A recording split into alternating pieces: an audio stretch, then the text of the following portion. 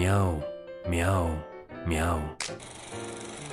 Soy el gato narrador y hoy leeremos. Mi hermano me pidió que fuera a su coartada para engañar a su esposa perfecta, pero decidí que la lealtad de sangre se acaba cuando eres una basura de persona. Nunca pensé que estaría aquí, escribiendo esto para un montón de desconocidos en internet, pero la verdad es que no tengo a nadie más a quien contárselo. Mis amigos son también amigos de mi hermano. Mi familia, bueno, lo que queda de ella está en el centro de este huracán de mierda. Necesito sacarme esto del pecho porque siento que la bilis me va a quemar la garganta si no lo hago. Todo empezó de la manera más estúpida y cliché posible. Estábamos en el auto de Alejandro, mi hermano mayor. Él iba conduciendo. Yo iba de copiloto mirando por la ventana, pensando en mis cosas, cuando de repente el silencio cómodo se rompió por un zumbido. No era el tono de llamada de su iPhone último modelo que siempre lleva pegado a la mano. Era un zumbido seco, vibrante, barato. Venía de su bolsillo. Alejandro se puso tenso al instante. Sus nudillos se pusieron blancos sobre el volante. Aprovechó un semáforo en rojo para sacar el objeto. Era un teléfono negro, pequeño, de esos que parecen de juguete o de traficante de poca monta. Un quemador, como dicen en las películas. Leyó un mensaje rápido, la luz azul de la pantalla le iluminó la cara y vi una mueca que intentaba ser una sonrisa, pero parecía más un espasmo de pánico. Lo escondió bajo el asiento con un movimiento rápido. Entonces se giró hacia mí. Sus ojos tenían esa intensidad desesperada que siempre me ha puesto nervioso, esa mirada de necesito que me salves el trasero. Si Sandra pregunta, estuvimos viendo el partido en tu casa desde las 7, dijo. No fue una pregunta, fue una orden. No me jodas con esto, Saúl. Me debes una. Sentí un frío en el estómago. Me debes una. La frase maldita. Alejandro me pagó la universidad cuando nuestros padres murieron en aquel accidente. Él se hizo cargo de todo. Él fue el héroe. Y nunca, jamás, deja que se me olvide. Alejandro, ¿qué carajos es eso?, pregunté, señalando vagamente debajo de su asiento. No es nada, solo cúbreme. Es por el bien de todos. Sandra está muy estresada. No quiero darle motivos para que se preocupe por tonterías. ¿Tonterías? Claro. Llegamos a su casa un par de minutos después. Y aquí es donde la cosa se pone realmente jodida. Sandra nos recibió en la puerta. Dios, Sandra es. Ella es luz pura. Nos recibió con ese delantal ridículo que usa, oliendo a estofado y a hogar, con una sonrisa que te desarma. Hola chicos, nos abrazó a los dos. ¿Qué tal el partido? ¿Ganaron?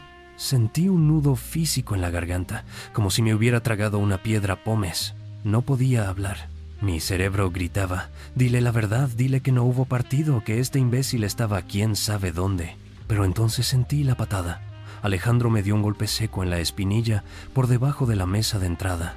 Mientras sonreía como el marido perfecto, miré la sonrisa de Sandra, tan confiada, tan llena de amor por él, y me rompí. Mi integridad se hizo pedazos. Estuvo intenso, dije, y mi voz sonó extraña, ajena. Ganaron en el último minuto. Un golazo. La mentira me supo a ceniza en la boca. Sandra aplaudió emocionada y nos llevó a la cocina. Alejandro me pasó el brazo por los hombros, apretando fuerte, un gesto que desde fuera parecía fraternal, pero que yo sabía que era una amenaza. Bien hecho, hermanito. Me sentí sucio. Me sentí como si yo fuera el que la estuviera engañando. Tuve que ir al baño. Necesitaba lavarme la cara, respirar, alejarme de esa escena doméstica perfecta que acabábamos de manchar. Me encerré y me miré al espejo. Tenía ojeras. Me veía culpable. Es solo una vez, me dije. Seguro es una estupidez, un desliz. Ya pasará. Ojalá hubiera sido solo una vez. Desde el baño escuchaba a Alejandro hablando con Sandra. Usaba ese tono meloso, casi empalagoso, que usa cuando quiere algo. Pero sabía, por el sonido del agua, que Sandra estaba en la cocina lavando los platos. Abrí la puerta del baño de golpe, esperando sorprenderlo. Y lo hice. Estaba en el pasillo, guardando ese maldito teléfono fantasma en el bolsillo interior de su saco. Me vio, y en lugar de avergonzarse, ¿saben qué hizo? Me guiñó un ojo, con una arrogancia que me dieron ganas de vomitar, como diciendo, somos cómplices, socio. Ahí supe que estaba atrapado. Si hay algo que aprendí en ese momento y que quiero que se graben a fuego si están leyendo esto. Y de paso, suscríbanse al hilo para ver cómo se desmorona una familia en tiempo real, porque créanme, esto va a peor. Es que una mentira nunca viene sola. Trae a toda su familia de mentiras a mudarse a tu cabeza. Pasaron unos días. Intenté concentrarme en mi trabajo, en mi vida, racionalizando todo. No es mi matrimonio, me repetía. Alejandro sabrá lo que hace. Pero Alejandro no sabía lo que hacía, solo se estaba volviendo descuidado. Pasó por mí para ir a ver a la abuela Elvira. Nuestra abuela es... es una institución. Es la matriarca de 80 años que ve más con sus cataratas que nosotros con lentes de aumento. Subí al auto y ahí estaba de nuevo. El zumbido. El teléfono secundario estaba en la guantera, vibrando contra el plástico. Alejandro subió el volumen de la radio para tapar el sonido. Una canción de pop genérica a todo volumen mientras el zumbido persistía como un mosquito en mi oreja. ¿Vas a contestar eso?, pregunté, estirando la mano hacia la guantera.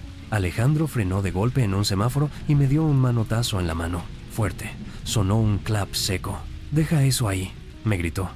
Sus ojos estaban desorbitados por un segundo, antes de recomponerse. «Es privacidad, Saúl. Madura. No tienes que meter las narices en todo». Me sobé la mano. La violencia contenida me sorprendió. Alejandro siempre había sido manipulador, pero rara vez físico conmigo desde que éramos niños. Estaba nervioso. Estaba perdiendo el control. Llegamos a casa de la abuela. El ambiente allí siempre huele a galletas de mantequilla y té de canela. Una paz sepulcral. Nos sentamos en su sala llena de fotos antiguas. Todo parecía calmado, hasta que la abuela Elvira, mientras servía el té, soltó una de sus bombas dirigidas por láser. «Sandra se ve cansada últimamente», dijo, sin mirar a nadie, concentrada en el chorro de té. «Dice que trabajas mucho de noche, Alejandro, que tienes muchas reuniones imprevistas». Se me heló la sangre. Crucé miradas con la abuela. Sus ojos, detrás de esas gafas gruesas, tenían un brillo extraño, inteligente, afilado. Alejandro ni parpadeó. «Sí, abuela, el mercado está difícil. Hay que hacer sacrificios para mantener el estilo de vida que Sandra merece. Lo hago por ella». Lo dijo con una fluidez psicópata, sin tartamudear, usando a Sandra como escudo para sus porquerías frente a la mujer que nos crió. Sentí un asco profundo. ¿Cómo podía ser tan bueno mintiendo? Y lo peor, ¿cuántas veces me habría mentido a mí con esa misma cara de «lo hago por ti»? Esa noche, de regreso en mi departamento, mi teléfono sonó. Era Sandra. Estaba llorando. Un llanto suave, ahogado, de alguien que no quiere que la escuchen. «Saúl, perdón por llamar tan tarde», su voz se quebraba. «¿Es solo que Alejandro ha estado raro contigo también?» Lo siento distante, ausente. Y cuando le pregunto, me dice que estoy loca, que estoy paranoica. Me quedé en silencio, apretando el teléfono. Tenía la verdad en la punta de la lengua. Podía acabar con su sufrimiento ahí mismo. Podía decirle: «No estás loca. Tiene otro teléfono». Es un imbécil, pero no lo hice. El miedo, la lealtad, la deuda que sentía hacia mi hermano me cerraron la boca. «Seguro es el trabajo», Sandra, mentí. «Otra vez. Fui un cobarde. Está muy presionado, ya sabes cómo es». «Sí, supongo», dijo ella. Sonaba tan pequeña, tan derrotada. «Gracias por escucharme, Saúl. Eres un buen cuñado». Cortó la llamada y me quedé mirando la pared, sintiéndome la peor basura del mundo. «Eres un buen cuñado». Esa frase me persiguió toda la semana. El fin de semana hubo una parrillada en casa de ellos. Alejandro estaba en su salsa, actuando como el rey del castillo, asando carne, sirviendo cervezas. Dejó su saco casual en el sofá de la sala. Yo entré por una servilleta y lo vi, el bulto rectangular. La curiosidad me ganó. Me acerqué. Justo en ese momento, el teléfono se iluminó a través de la tela del bolsillo. La pantalla de bloqueo se encendió con una notificación. «Alexia, te extraño en mi cama». Ahí estaba, la confirmación. No era trabajo, no era estrés, era Alexia, nombre y apellido al pecado. Me quedé mirando el nombre, sintiendo cómo la ira desplazaba finalmente al miedo. Alejandro entró en la sala con 2 cervezas, riendo. Me vio cerca de su saco y su sonrisa vaciló un microsegundo, pero se recuperó rápido. Hermano, me pasó una cerveza fría. Deja eso, ven afuera. Te estás perdiendo el sol. Salimos. Él empezó a sermonearme, como siempre hace cuando bebe un poco. Tienes que sentar cabeza, Saúl. Encontrar a una buena mujer. Mira lo que yo tengo. Sandra es una santa. Un hombre necesita una base sólida, ¿sabes? Alguien que te espere en casa. La hipocresía me golpeó como una bofetada. Apreté el vaso de plástico hasta que se deformó, derramando un poco de cerveza. ¿Quién es Alexia? Solté. El mundo se detuvo. Los pájaros dejaron de cantar. Alejandro se congeló con la cerveza a medio camino de la boca. Su sonrisa desapareció instantáneamente, reemplazada por una máscara de frialdad reptiliana. ¿Qué dijiste? Leí el mensaje, Alejandro. Te extraño en mi cama. ¿Quién diablos es Alexia? Alejandro miró hacia la puerta corrediza para asegurarse de que Sandra estaba lejos, en el jardín. Luego se acercó a mí, invadiendo mi espacio personal. Me tomó del hombro y me llevó a una esquina del patio. Es una clienta, Saúl. No te hagas películas, intentó al principio, riéndose nerviosamente. No me trates como a un idiota, suspiró, cambiando de táctica en un segundo. Ahora era la víctima, el mártir incomprendido. Mira, Sandra ya no me entiende. Se ha vuelto aburrida, rutinaria. Alexia es diferente. Me escucha, me hace sentir vivo, ¿entiendes? Tú no sabes lo que es la presión de mantener todo esto. Necesito un escape. ¿Un escape? Tienes a una mujer increíble y la estás engañando con una tal Alexia. No es engañar si no la lastimo, dijo, y lo creía, de verdad. El nivel de delirio era impresionante, y para que no la lastime, te necesito. Me miró a los ojos, con esa intensidad del primer día en el auto. Este fin de semana me voy con Alexia a una cabaña. Necesito que te quedes aquí, o que vengas a cenar, lo que sea. Dile a Sandra que tuve un viaje de emergencia a la planta en el norte. Cúbreme, es la última vez, te lo prometo. Después de esto, lo corto. ¿Me estás pidiendo que mienta a la cara de tu esposa para que puedas irte a follar con tu amante? Te estoy pidiendo que protejas a tu familia, Saúl. Si Sandra se entera, esto se destruye. La abuela se muere del disgusto. ¿Quieres matar a la abuela? Hazlo por mí. Me debes todo lo que eres. Ahí estaba. El chantaje emocional definitivo. Usar a la abuela y su deuda monetaria. Asentí, mecánicamente. Estaba en shock. Acepté porque no supe qué más hacer en ese momento. Me fui a casa sintiéndome enfermo. Esa noche tuve una pesadilla. Soñé con mis padres. Me miraban con una decepción tan profunda que dolía, más que cualquier golpe. No decían nada, solo movían la cabeza. Desperté sudando, con el corazón a 1000 por hora y con una claridad fría, cristalina. No iba a cubrirlo, iba a terminarlo. La lealtad de sangre se va al carajo cuando la sangre está podrida. Alejandro no estaba protegiendo a la familia, estaba protegiendo su ego, y yo había sido su cómplice. Se acabó.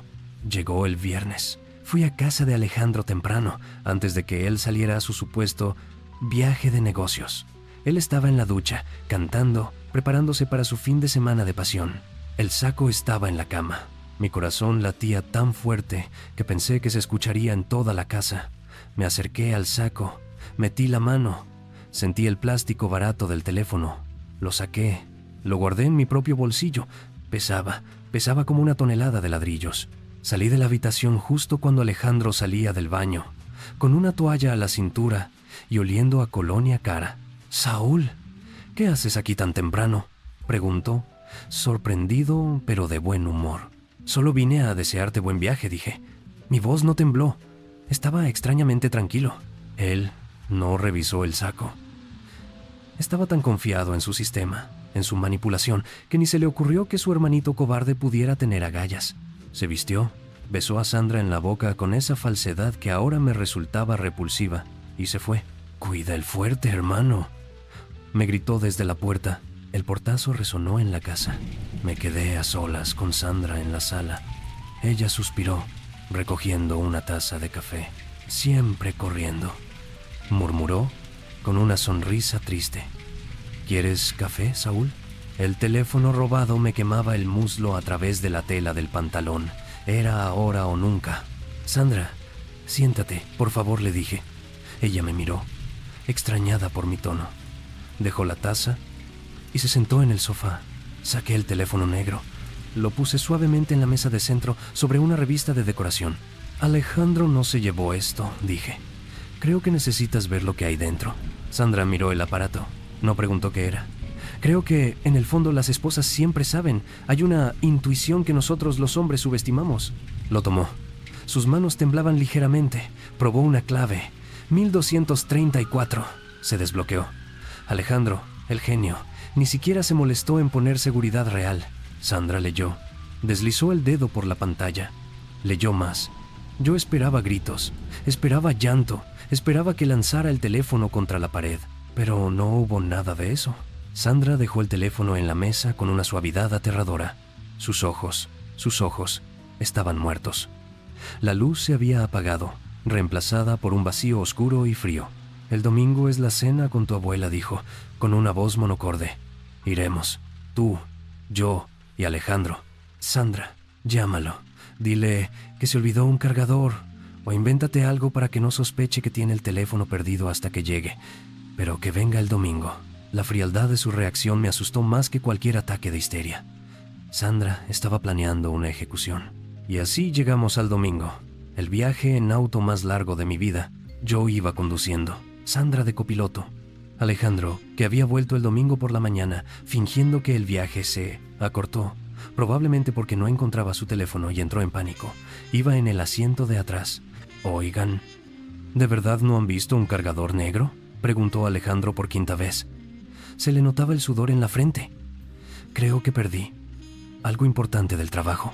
Miré a Sandra por el retrovisor. Ella miraba al frente, imperturbable. No, amor, no hemos visto nada, dijo ella. El silencio en el auto era asfixiante. Era como estar dentro de una olla a presión, a punto de estallar. Llegamos a casa de la abuela. La cena transcurrió en una tensión insoportable. La abuela Elvira servía la sopa de fideos, moviéndose despacio. Todo parecía una postal de familia perfecta, si ignorabas el hecho de que Alejandro estaba pálido y revisaba sus bolsillos compulsivamente cada 2 minutos. Alejandro intentó contar una anécdota graciosa sobre la planta en el norte para romper el hielo. Y entonces el ingeniero me dice, nadie se rió. Solo se escuchaba el sonido de las cucharas contra la porcelana. Entonces Sandra se movió. Con una calma deliberada, abrió su bolso de mano. Sacó el teléfono negro y lo puso sobre la mesa, justo al lado del plato de puré de papas, frente a Alejandro. El sonido del plástico contra la madera resonó como un disparo en la habitación silenciosa. Alejandro se quedó paralizado. Miró el teléfono, miró a Sandra y luego me miró a mí.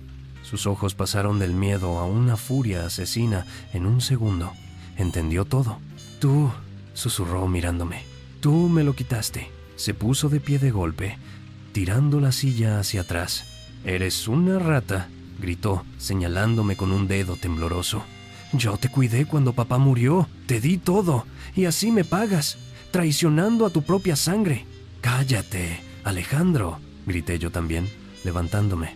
Ya no le tenía miedo, solo lástima. La lealtad no significa tapar tu mierda. Ustedes no entienden. Alejandro se giró hacia Sandra, desesperado, intentando manipular la narrativa una última vez. «Me enamoré, Sandra. No lo planeé. Ustedes no la conocen». «Alexia me entiende. Es diferente», gritó el nombre. «Alexia», como si fuera un escudo mágico, creyendo que la fuerza de su amor justificaría la traición. Y entonces sucedió. El golpe final, el que nadie vio venir. La abuela Elvira dejó sus cubiertos con un tintineo suave. Se limpió la comisura de los labios con la servilleta de tela, con una elegancia aristocrática. Levantó la vista y miró a Alejandro. No había ira en su mirada. Había una decepción absoluta, profunda, devastadora. ¿Te refieres a Alexia?, preguntó la abuela con voz tranquila. ¿La hija de Marta? Alejandro se quedó mudo. Boqueó como un pez fuera del agua. ¿Cómo? Esa niña me llamó hace 3 semanas, dijo la abuela, clavándole la mirada, llorando. Me contó todo. Yo le pagué sus clases de piano cuando era niña, Alejandro. Conozco a su madre. Alexia se sentía culpable, sucia. Quería confesarse. El silencio que siguió fue absoluto. Sandra miraba a la abuela, sorprendida. Yo estaba en shock. La vieja lo sabía. Lo sabía todo el tiempo. Sabía todo, continuó la abuela. Solo quería ver si tenías la hombría, la decencia de decirlo tú, de enfrentar tus errores. pero veo que sigue siendo un niño asustado escondiendo juguetes prohibidos. Abuela, yo. No lo cortó ella. Su voz fue como un látigo. Has deshonrado esta mesa. Has humillado a tu esposa. Y has intentado corromper a tu hermano para que sea cómplice de tu basura. La abuela señaló la puerta. Vete, Alejandro. Termina tu cena en otro lado. Aquí ya no tienes hambre. Alejandro miró a su alrededor. Buscó un aliado. Me miró a mí. Miró a Sandra. Miró a la abuela. Nadie le sostuvo la mirada.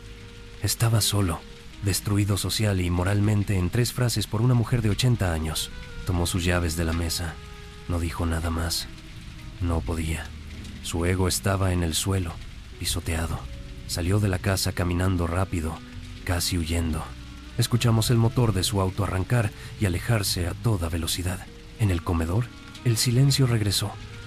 Pero ya no era tenso. Era un silencio limpio. Triste, sí, pero limpio. Me levanté, todavía temblando ligeramente por la adrenalina, y tomé la sopera. ¿Alguien quiere postre?, pregunté. Mi voz sonó pequeña. La abuela Elvira suspiró y le dio una palmada suave en la mano a Sandra, que tenía lágrimas silenciosas corriendo por sus mejillas. Sí, hijo, dijo la abuela. Trae el flan. El teléfono secundario seguía en la mesa, con la pantalla negra, inerte. Ya no tenía poder sobre nosotros. Comimos el postre los 3, unidos por una verdad dolorosa, pero al menos ya nadie tenía que mentir. Así que esa es mi historia. Perdí a un hermano ese día, supongo. O tal vez simplemente vi quién era realmente por primera vez. No sé qué pasará con el divorcio, ni cómo nos recuperaremos de esto. Pero esta noche voy a dormir tranquilo por primera vez en semanas. La lealtad es importante, sí.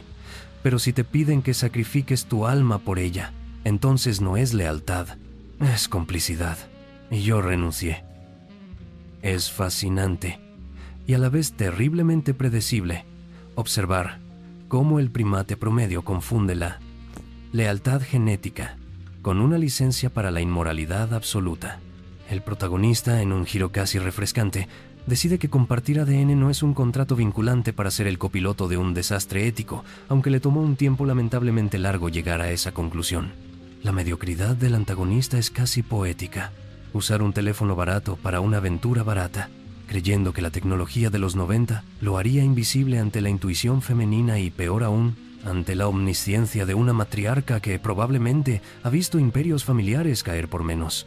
Resulta casi cómico ver cómo estos hombres de familia construyen castillos de naipes sobre la espalda de sus esposas y hermanos, solo para sorprenderse genuinamente cuando la gravedad hace su trabajo.